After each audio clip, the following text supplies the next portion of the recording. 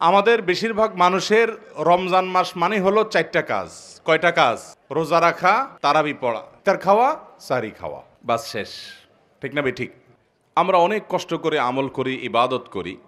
অনেক সময় আমাদের কিছু ত্রুটির কারণে, আমাদের কিছু বিচ্যুতির কারণে, কিছু ভুলের কারণে আমাদের কষ্ট করা আমলগুলো বরবাদ হয়ে যায়, নষ্ট হয়ে যায়, সেগুলো আল্লাহর কাছে কবুল হয় না। আমরা অনেকেই আছি যে আমাদের অনেক আমল ইবাদত বন্দেগী করি, যার একটাও আল্লাহর কাছে কবুল হয় না। আজ আমরা এরকম 13 শ্রেণীর হতভাগা মানুষের কথা জানব, যে মানুষগুলোর কোনো বদামলের কারণে, কোনো ত্রুটির কারণে তার কোনো আমলই কবুল হয় না। আবার অনেকের সুনির্দিষ্ট কোনো ত্রুটির কারণে ওই ত্রুটি সংশ্লিষ্ট আমলটা ওইটা আল্লাহর কাছে কবুল হয় না। কারা সেই হতভাগা যাদের সে আমল ইবাদত কষ্ট করে করা নেকামল সেটা আল্লাহ তাআলার কাছে গ্রহণযোগ্য হয় না? এর মধ্যে সর্বপ্রথম যে শ্রেণী মানুষের কথা আমরা বলবো তারা হলো কুফুর এবং শিরকে যারা লিপ্ত। কিসে লিপ্ত? কুফুর এবং শিরকে লিপ্ত। আপনি নিজেকে মুসলমান দাবি করছেন, নামে মুসলমান, অথচ আপনার মধ্যে শিরক আছে, কুফুর আছে। তো এরকম যদি হয় তাহলে শিরক এবং কুফুরে থাকা ব্যক্তি, এই ব্যক্তি যত নেকামল করুক, সে নিজেকে মুসলমান মনে করছে, হয়তো তিনি 5 ওয়াক্ত নামাজও পড়েন, কিন্তু তার মধ্যে যদি শিরকে আকবর থাকে, কোন শিরিক থাকে, মানে বড় শিরিক, যে শিরকটার কারণে মানুষ ইসলাম থেকে খারিজ হয়ে যায়, তার মধ্যে যদি কুফুরি থাকে, যেটার কারণে মানুষ ইসলাম থেকে খারিজ হয়ে যায়, তাহলে এই ব্যক্তি নিজেকে যত মুসলমান মনে করুক, আমরা সবাই হয়তো মুসলমান তাকে মনে করি, সে হয়তো মসজিদেও আসে, সে হয়তো নামাজও পড়ে, সে হয়তো হজ উমরা করতেও যায়, অথচ তার কোনো আমল, সে নামাজ পড়ুক, রোজা রাখুক, হজ করুক, জাকাত করুক, দান করুক, সাদাকা করুক, তার কোনো আমল আল্লাহর কাছে গ্রহণযোগ্য হয় না। নাম্বার 2, যারা তাকদীরকে অস্বীকার করে।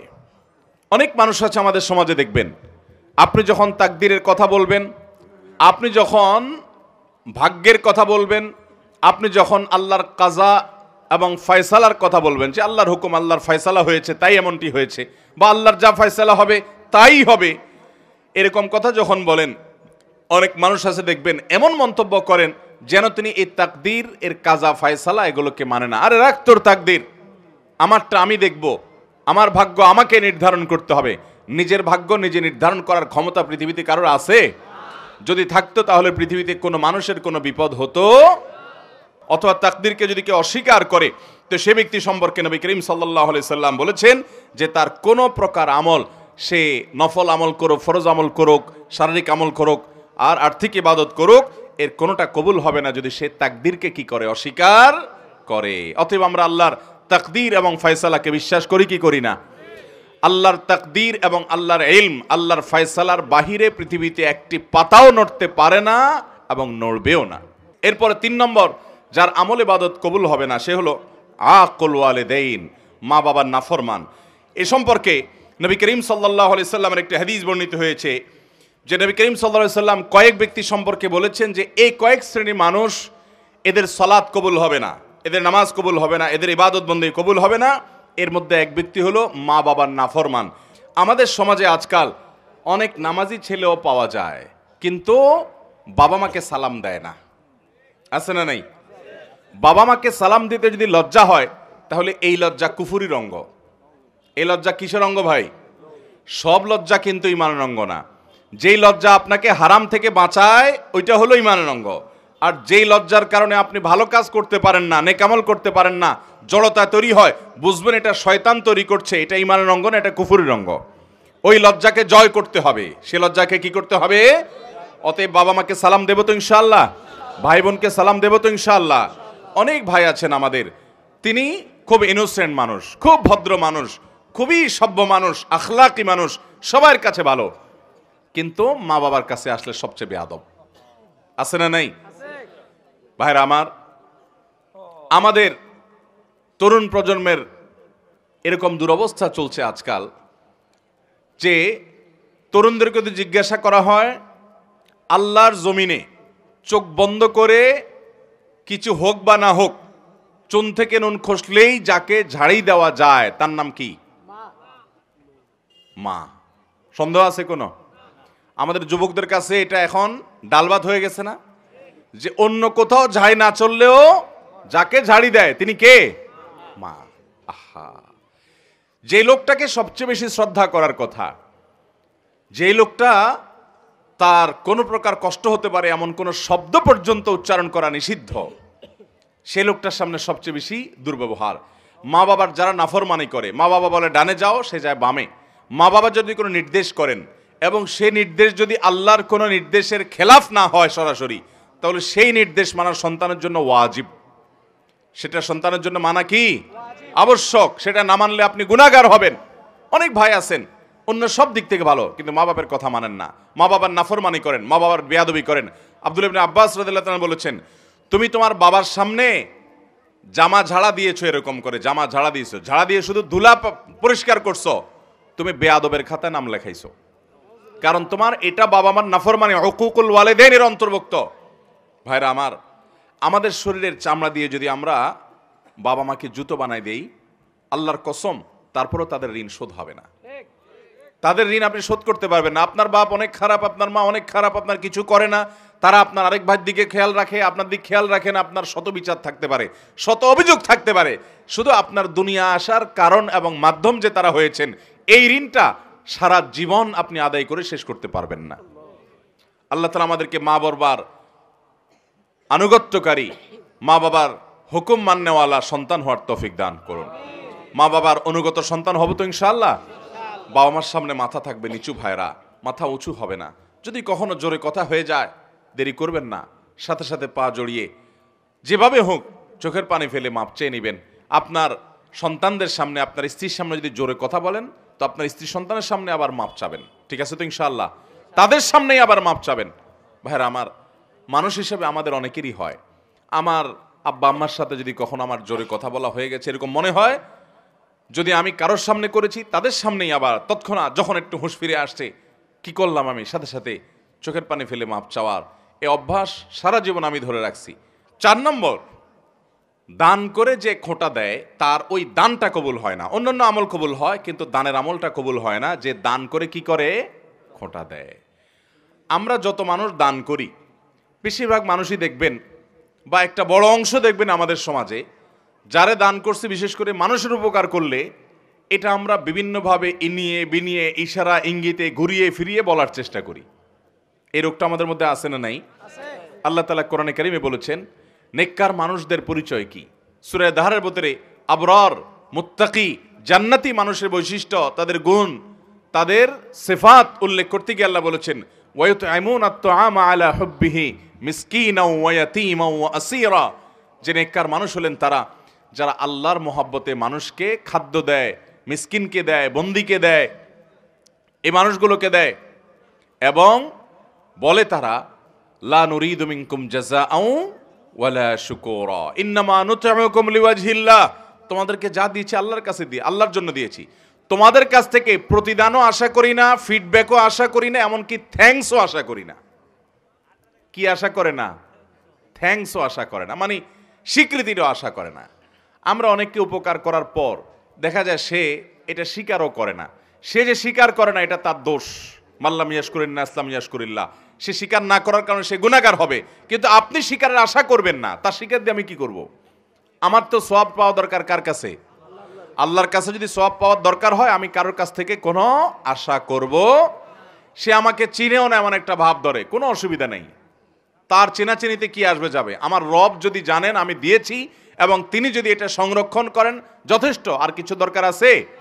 এটা হলো দান। এই দানের সওয়াব পাওয়া যাবে। আর দান করে যার দান করছেন তারে আপনি বিভিন্নভাবে খোঁটা দিলেন, খোঁচাখুচি করে দিলেন না, মানুষ সামনে বলে বেড়ালেন, অথবা সে যেন স্বীকৃতি দেয় এটার আশায় বসে থাকলেন, তাহলে আপনার এই আমলের সওয়াব আল্লাহর কাছে পাবেন না। এই দান আল্লাহর কাছে কবুল হবে। আমার দেশে অনেক মানুষ আছে মসজিদ মাদ্রাসায় দান করে, কিন্তু উনি আশা করে ওনার নামটা মাইকে হুজুর জোর করে বলে দেখ। আছে না নাই? যদি তার উদ্দেশ্য থাকে যে আমারটা শুনে আমার আরেক বন্ধু দিবে, আরেকজন দিবে, উৎসাহিত করব অন্যদেরকে, তাহলে ঠিক আছে, সেটা হলে জায়েজ আছে। কারণ আল্লাহ তাআলা কোরআনে কারিমে বলেছেন যে ইন তুখফুস সাদাকাত ফানিআম্মা হিয়া। তার আগের অংশটা কি? In তুবদুস সাদাকাতি ফানিআম্মা Hiya. ওয়াইন তুখফুহা ওয়া তুতুহাল ফুকারা ইলা আখিল আয়া, যদি দান প্রকাশ্যে করো অর্থাৎ অন্যকে উৎসাহিত করার উদ্দেশ্যে তাহলে তো অনেক ভালো, আর যদি গোপনে করো যাতে করে তোমার ইখলাসের কোনো ঘাটতি না হয়, তো সেই দানেরও আল্লাহ তাআলা প্রশংসা করেছেন। এটা নিয়তের উপর নির্ভর করবে। আমি যখন ঢাকা এক মসজিদে নামাজ পড়াই 2002-03 সন এরকম সময় হবে, তখন আমার এক মুসল্লি মসজিদের ওই আল্লাহর, তাহলে ভাই যাদের আমল কবুল হয় না সে মানুষগুলোর 4 নম্বর মানুষ বলেছি যারা দান করে মানুষকে খোটা দেয়, তাদের অন্যান্য আমল কবুল হয় কিন্তু দানের আমলটা কবুল হয় না। 5 নম্বর ওই কপাল পোড়া এবং হতভাগা মানুষ যার কোনো আমল ইবাদত কিছুই কবুল হবে না, সে হলো নবী করিম সাল্লাল্লাহু আলাইহি সাল্লামের শহর মদিনায় মুনাওয়ারায় যে হারামে যে ফাসাদ সৃষ্টি করে, ফিতনা সৃষ্টি করে, অশান্তি সৃষ্টি করে, হাঙ্গামা করে, গন্ডগোল ফাসাদ করে। নবী করিম সাল্লাল্লাহু আলাইহি সাল্লামের হাদিস বর্ণিত হয়েছে বিষয়ে সহিহ বুখারীতে, তিনি বলেছেন এই মদিনা মান আহদাসা ফিহি হাদাসান, এখানে যে ব্যক্তি কোনো দুর্ঘটনা ঘটাবে, আও আওয়া মুহদিসান, অথবা এই মদিনায় কোনো দুর্ঘটনাকারীকে যে ব্যক্তি আশ্রয় দান করবে, ফাআলাইহি লাআনাতুল্লাহ ওয়াল মালাইকাতি ওয়ান নাসি আজমাইন, ওই ব্যক্তির উপর আল্লাহর লানত, ফেরেশতাদের লানত, সমস্ত মানুষের লানত বর্ষিত হয়। এবং লা ইকবালু মিনহু ইয়াউমাল কিয়ামাতি সালাতুন ওয়া সরফুন ওয়ালা আদলুন, কিয়ামতের দিন তার কোন আমল আল্লাহর কাছে কবুল হবে। তাহলে 5 নম্বর আমরা পেয়ে গেলাম, যে ব্যক্তি মদিনায় মসজিদে নববীতে বা মসজিদে নববী শুধু নয় হারামের যে এরিয়া মদিনাতে, এই এরিয়ার মধ্যে যে ব্যক্তি অশান্তি সৃষ্টি করে, ফাসাদ সৃষ্টি করে, এই ব্যক্তির আমল ইবাদত কিছু কবুল হয় না। নাম্বার 6, 2 ভাই আপন তারা যদি নিজেরা ঝগড়া লিপ্ত হয়, গন্ডগোল ফাসাদ মারামারিতে কাটাকাটিতে লিপ্ত হয়, তো এই 2 জনের ইবাদত কবুল হয় না। নবী করিম সাল্লাল্লাহু আলাইহি সাল্লাম বলেছেন সালাসাতুন লা তুরফাউ সালাতুহুম ফাওকা রুউসিহিম, 3 ব্যক্তি আছে যাদের নামাজ তাদের মাথার উপরে ওঠে না, অর্থাৎ আল্লাহর কাছে পৌঁছে না, কবুল হয় না। কারা? সেই ব্যক্তিগুলো হলো ওই ব্যক্তি, 3 ব্যক্তির কথা নবী সাল্লাল্লাহু আলাইহি সাল্লাম বলেছেন, এর ভিতরে এক ব্যক্তি হলো ওই ব্যক্তি ইখওয়ানে মুতাসারিমান, 2 ভাই যারা নিজেরা গন্ডগোল মারামারিতে লিপ্ত, আপন ভাই মারামারিতে লিপ্ত, অথচ আবার আমল ইবাদতও করে, নামাজ কালামও পড়ে, এরকম আছে না নাই? আছে না নাই বলেন? তো এরকম আমল ইবাদত করে কি লাভ হবে? 7 নম্বর ওই একই হাদিস যেটি ইবনে মাজাহ বর্ণিত হয়েছে যে 3 ব্যক্তির নামাজ তাদের মাথার উপর ওঠে না, তাদের মধ্যে আরেক ব্যক্তির কথা 7 নম্বরে বর্ণিত হয়েছে, সে হলো সেই ইমাম যে ইমাম মানুষের ইমামতি করে অথচ মানুষ তার উপরে যুক্তিসঙ্গত কারণে অসন্তুষ্ট। এরকম অনেক ইমাম আছে না নাই? এখানে বড় ইমামতের ইমামও হতে পারে, ছোট ইমামতের ইমামও হতে পারে। বড় ইমামতের ইমাম মানে রাষ্ট্র শাসক শাসন করে, কোন অঞ্চলের শাসন করে, যে কোনো পর্যায়ের শাসক। আর ছোট ইমামতের ইমাম মানে হলো ওয়াক্তিয়া নামাজের ইমামতের ইমাম।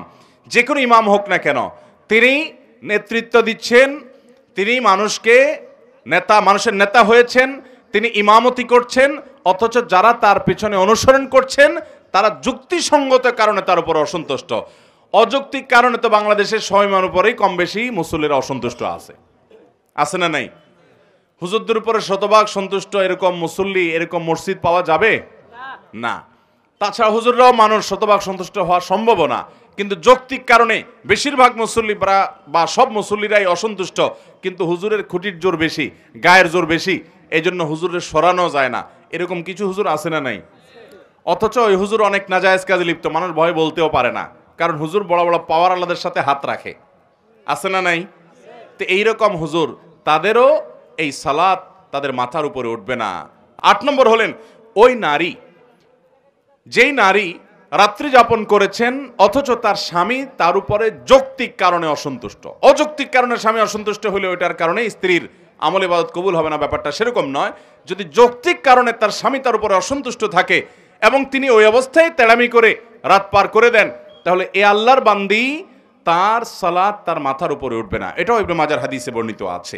তাহলে 8 নম্বর পেলাম সেই নারী, যে নারী রাত্রি যাপন করেছেন অথচ তার স্বামী তার উপরে যৌক্তিক কারণে অসন্তুষ্ট।